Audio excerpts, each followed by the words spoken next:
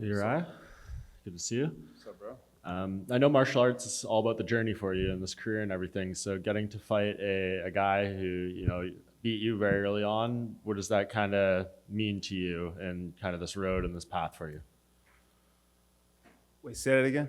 Like, I know you're all about the martial arts journey and everything. So getting to fight, rematch a guy in this scenario all these years later, is that like a fun thing for you to kind of see your growth and your development over the years? Yeah, man.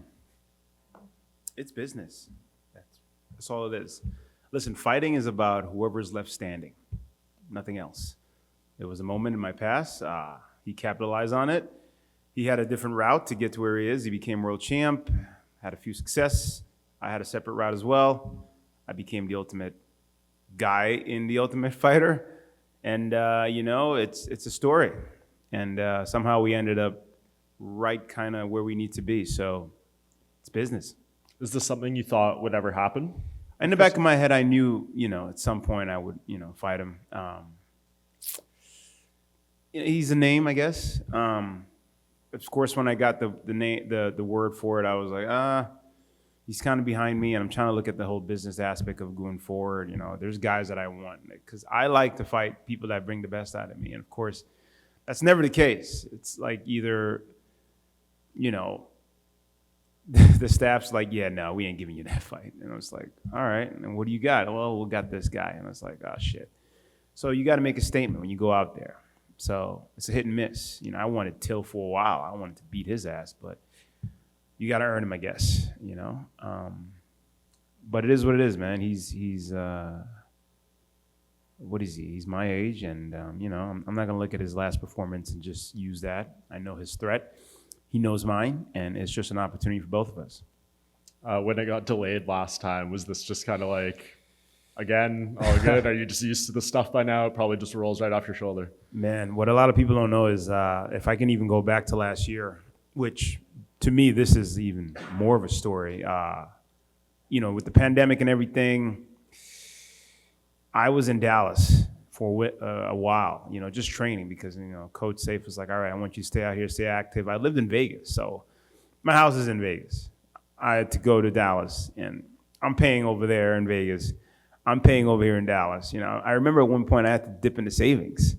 I'm like, I don't want to stop that momentum. So I had to stay in Dallas, Airbnb, I rent cars and all that stuff. And I'm like, what am I doing? And then with the fights getting canceled back to back, it was a cluster, man. I can't tell you how unmotivating it was to be training, not knowing what's going to happen. The fights were pulling out. And then there's financial part where I'm paying for that and I'm paying for this. And of course, everyone is just going out of their mind because, it's a pandemic or whatever. But the genius thing I didn't quit. And of course, having the right people like my coach, I called him. I remember having a broke down moment. I was like, hey, man, I can't do this. I'm checking out. And he's like, son, you're going to look back at this and you're going to laugh. And you're going to be glad you didn't quit. So obviously you can't. So with the right people around me, my strength conditioning coach, we had to hide to train because the cops are like, you got to stay home and all that bullshit. So we locked the gym lights off and trained in the dark and all that stuff. And during those times, man, it was a motivator. He built me. I went to a dark place, sat down with some demons, and got to know him.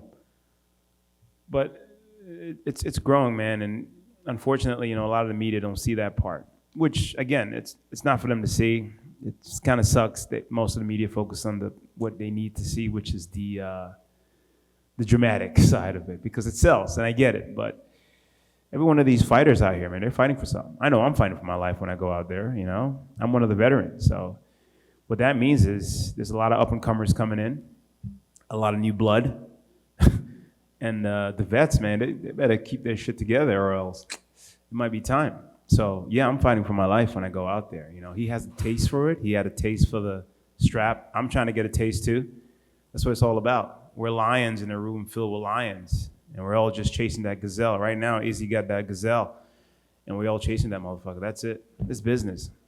And we've talked many times about how that Izzy fight is the dream fight for you. Seeing him lose for the first time, I know that's probably not the style in which you would think of beating him the way Yan did, but did that take anything away from that fight for you? Now you can't be the first guy to beat him. Yeah, right. He didn't really lose. He just ran out of time. But whatever. the game is changing, man. You can beat someone up and they can hold you for 5 seconds and they win. It's weird. I don't know who's giving these refs or judges, I want to say judges, lessons. I'm like, what? Who's educating these guys? But I'm not focused on that, man. He took a risk. He went up. I thought he would have fought Jones, but he fought the 205 champ, and he took a risk. And you know, there's reward in risk. And for him, I'm sure it's a learning experience for what he's got to go back and build for his own, because that's his own story, man. I don't focus on everybody's story. Everybody got their own story. I eventually would love to fight him, but it's more from a competitive standpoint. It has nothing to say, F you, you suck. Do I think he's great? Absolutely. But I'm very competitive. I'm the type of guy, I'll play video games. You'll beat me 1,000 times. I'm like, I just need one, you know? So I just want to go up against that style because I know that style. But to get there, I got to play the game. I got to play the politics. It's like, all right, whoever the UFC needs me to beat, whoever the UFC thinks can beat me, you know, the honor is fading out. And I'm starting to understand that because I'm old school. So it's about business, it's about money, it's about capitalizing on all that. And I get it. Doesn't mean I have to be a part of it accordingly. But at the end of the day, I get to be me. I have my goal. I know what I want. Everyone is different. I'm not here to say, screw you, you suck, you're too short, whatever. Do your thing, make it on your way. But I know what I want, and I know where I got to be. That's it. And last thing from me, you win this fight, it would be back-to-back wins over two of the greatest middleweight champions in UFC history. Where do you think that puts you in terms of the title picture? I mean, I don't know where that would put me. I don't even know who's in charge of the ranking system. Who's in charge of the ranking system? Panel? Really? A bunch of people just sit around the room and say you're numbered. Wow, okay. So I don't know how that works. I don't believe in it. I think it's bullshit, but whatever. But I guess it's wherever I'm ranked. I just got my mind fixated on the top guy. If they want to throw me some wolves in the top 5, that's what I exactly want. But, you know, styles make styles. You know, I don't want to go out there with someone hugging me. I want to punch someone in the face.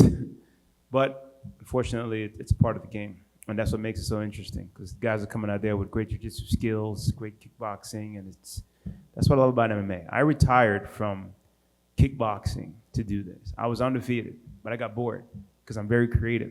And of course, you know, I had some wins and some losses, but I'm still growing, man. I feel like I'm Benjamin Button. I'm going backwards. I'm definitely handsome as fuck, but I'm going backwards. Thanks, Joe. Oh, yeah, Uriah. How big a deal is it to put on a show on Saturday, or is it just about getting your hand raised, regardless if it's a technical fight or anything like that? Or you just want to get the win, or do you want to get a win and put on a show? Man, that's a great question. I don't really focus too much on that because to me, I've never fed off the crowd. I've never, and no offense or anything, I just never fed off a bunch of crowd. I know we're modern day gladiators, but I'm not going to go out there and use it. I've never had to. But I guess, you know, from a business standpoint, it's great to have the crowd back and everything, the environment. It's almost like getting out of that norm of wearing a mask. Now we're kind of getting back to this original norm. So I get it, but I don't feed off of it. And of course, you're a prize fighter. You fight for prize and money. But at least my question, what do you think when you see somebody that's not a trained fighter getting 1.3 pay-per-view buys and making more money than you that's not trained like you? Man, thank you for bringing that up. Here's what I really think. At the end of the day, it's a great business move, but it's just a disappointment too. You know, some people are selling out. I get it. Because I'm looking, I remember watching that or even hearing about it going, I'm working my ass off, literally dying. This motherfucker just comes out there, says a couple of shit, and I know what he's doing. Let's be honest, the guy sucks. He sucks. He really sucks. And look who's picking. So I get it, you know, from a business standpoint, a YouTube fighter going out there or a YouTube person just going out there, and people are feeding off that because you have people that hate him and you have people that love him, but you still got to watch him. It's genius. But at the same time, it's like it humiliates what I call real athletes that really put in the time. And I know guys behind me not even making that much. I know guys out there that aren't making much than the ring card girls. So if he come knocking on your door, you and Coach Safe's door, wants you to be his next Ben Askren, what do you tell him? I say, I'm going to knock you the fuck out and thank you for the opportunity. That's it. Because we all know I would kill him. I would tell him this. I would tell him, bro, I would literally beat you with one hand. You don't deserve my right hand. And I'll do it for free. That's how confident I am. Right, over here, other side. Were you at Tiger Schulman's your first time you fought Chris? Oh, yeah, that gym. Yeah, I was there a long time ago. That was years ago. Yeah. Was there any rivalry in the build-up to that fight? Because I know like the Northeast MMA scene's have some good rivalries between the gyms. I wasn't too familiar with the rivalry thing. I just knew that at the time where we were at, you know, especially with gyms, there's always going to be that we're better than you, blah, blah, blah. I get it. I was young in the sport, of course, but here's the thing, man. I'm from New York. He's from New York, but he's from Long Island. A lot of New Yorkers, I'm sure I'm going to get in trouble for this. We didn't count Long Island as New York. It's like, all right, you're part of the borough, bro. We got you. It's like Long Island, they call it. But I get it. And every time I go to Long Island, I've always had bad experiences. It's like, yo, what's up with these assholes, man? It's like, all right, whatever. But I guess that kind of brought some rivalry or whatever you want to call it. I just remember the night when we went out there. A lot of his guys were just, you know, that macho-ness. I'm like, who are these T-shirt wearing motherfuckers, you know? But whatever. I was young in the sport. I was a little distracted, and he got the best of me that night. But well, I guess we don't like Long Island. I don't know. I don't care now. Nothing wrong with that. Yeah. New York is Queens, Manhattan, Brooklyn, Bronx. Not upstate. That shit don't count. Fair. That's where the buffalo roams. And then you gave an interview with my colleague Mike Heck where you got into pretty detailed about like your inner demons and having, I think it was, you phrased it as you had a conversation with little Uriah. And it seemed to resonate with a lot of viewers. Like they really resonated with that conversation. Did you get any feedback from fans or fighters after that talk? Yeah, I actually got a lot of messages, surprisingly. I actually got a bunch of mails, too, that was sent to Forest MMA. You know, I mean, I get a great platform to talk about real stuff, and regardless of, you know, whatever the media wants to use and post, I get to be me. And I look at it this way. There's somebody out there that probably needs some type of message that I'm going to say at that given time.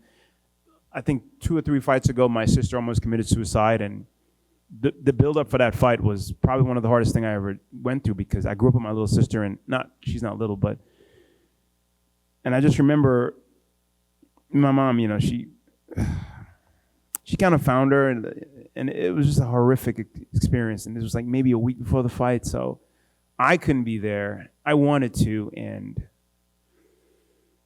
damn, you just had to get me with this. And it was a tough time, man. And I was just happy that she came out of it. And she's in a really, really, really great place. And I just had to kind of remind her of who she was and how she inspired me. And man, she finished school. You know, she got a bunch of opportunities. She was on the Kelly Clarkson show the other day, and I was just like, man, I'm just so glad you're still here. And, you know, depression is something that a lot of us go through, man, and nobody wants to talk about it. I've been depressed. Last year, I was so depressed. You have no idea, man. I was like, I'm done with this shit. And if you don't have the right people, man, if you can't really even talk about it, it just builds to this thing where it takes you to a place and makes you do things you probably would regret. And for me talking about it, and I guess I hit home with a lot of people who are actually going through it, makes me say, wow, you know, it's bigger than I thought. It wasn't just her situation. It's really big. I mean, we mask it so well. Look at Robert Williams, man. Happiest dude alive. I was like, wait, that guy was depressed. So you never know, man. You just never know. And as hard as it is to be nice, it's really hard to be nice. You got to try.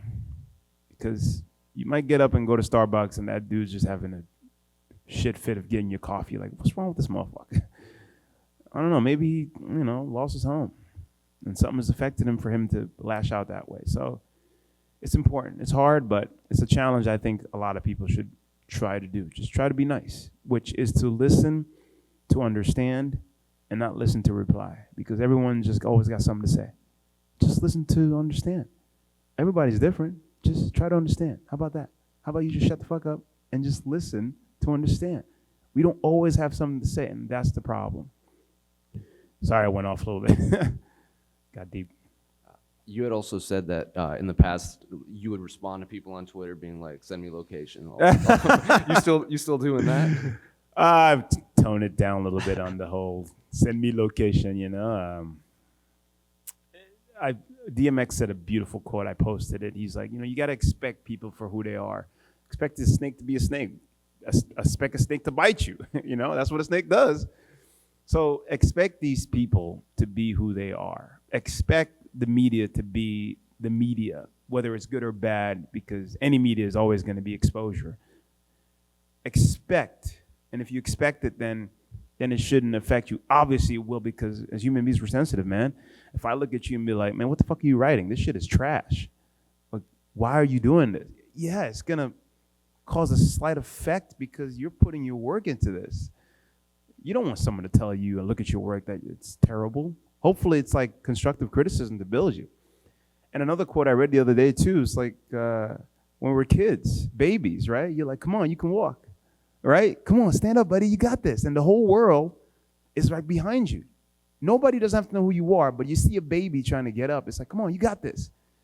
But it's totally different as an adult. Yeah, you shouldn't do this. Yeah, man, that 9 to 5 is better. You might want to stop. You should quit this career. As adults. So it goes back to the psychological warfare. Uriah, over here. Yep. Uriah, you obviously got in the UFC by getting through the Ultimate Fighter, and they just announced the season 29 coming up here. Just curious, what are your thoughts on the Ultimate Fighter continuing to go? Do you like the format? Just remembering your experience on it and everything. First of all, this guy got some swag. I like this dude. Look at that. You know what that means? It means I took time to prepare myself. That's fucking, I respect you. I think that's so important these days to take some time to fucking put into yourself. You're the fucking man. Appreciate it. And to answer your question, yeah, I saw a little preview. One of my dreams is absolutely teach the Ultimate Fighter. I think that I would be a great asset to that. What Chael did for me in that time, man, it couldn't have been any more remarkable. I think at the given time where I was, I was young, I was hungry, I was homeless. So I bought a one-way ticket going out to Vegas saying, this is it. I didn't even know how I was going to make it back. That's how important it was to me. And over 800 people tried out. I ended up being one of them. And, I did my due. It didn't turn out to the ending results. But, man, that whole time gap was exactly where I needed to be. I was uncomfortable, and I got comfortable with it. I realized at some point it's not called the Ultimate Fighter. I'm sorry, not the Ultimate Friends. It's the Ultimate Fighter, because after that Adam Sella kick, their team was scared of me. My team was scared of me, and you're in a house with nothing else to do, There's no outside activity. I mean, the only outside you got is the yard. You can't go outside and open the gate and take a walk. You got the gym. It's a pressure cooker, and it's just training constantly. There's alcohol. There's all these temptation. There's cameras walking around. It's a clusterfuck. And at maybe the week 4, I got, what? Let me zone in on this and take the advantage. And, man, it was such a great experience. I would do it again, to be honest. I think it was a great experience. You mentioned the Adam Sella head kick right there. Do you think that gets enough appreciation for one of the greatest knockouts ever? It's a little unappreciated, I think. You know what? It's funny. I think even the UFC posted this. They said, greatest tough kick ever? Question mark. Like, what the fuck do you think? I think it is. If you're gonna keep posting that and ask, what do you think? But I get it. It's just to have people comment and all that stuff. But hell yeah, it is, man. I mean, I feel like I'm on one-hit wonder with that. I can save a baby out of a fucking burning plane. No one will remember that. They'd be like, yeah, that's cool. But that kick you did, that's better, But hey, it's my signature. I'll take it.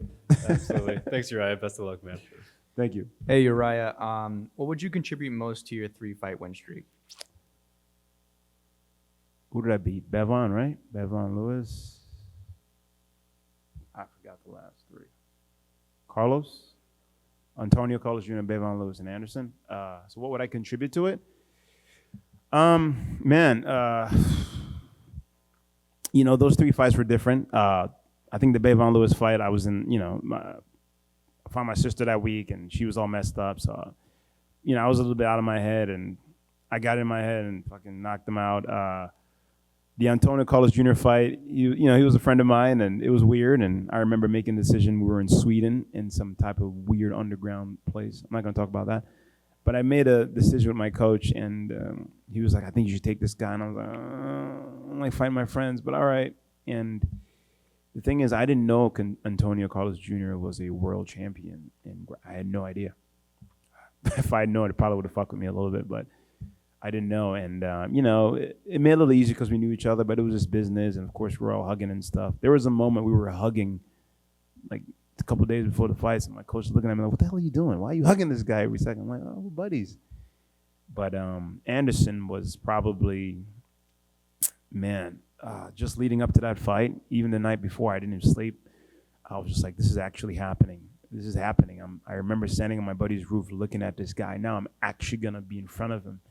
It's a clusterfuck. But, we went out there. I tried to stick to the game plan as much as I could. The thing a lot of people didn't realize, man, Anderson is tricky. It might have not looked like much, but that dude was doing so much. His range was so perfect. I felt like he was setting me up because every time I was jabbing him, he just moved just at the right distance. I'm like, this mofo was trying to catch me with something. So I had to switch, and then he switched. So that, what you guys saw of nothingness was a lot of shit. And I think by like round 3, I had to kind of mix it up, and round 4 it ended up happening. But, you're only good as your last fight, they say, right? But it's up to that person to realize how good he is. It's not for everyone else who's watching. It's what you can see, but every fight is different, man. Every fight is different. So I take what I can from that, and I just move forward amicably so I can grow. It's all about growth. And last one from me. What do you think defeating Chris Weidman right after defeating Anderson Silva does for your stock in this division? Stock? I still have those?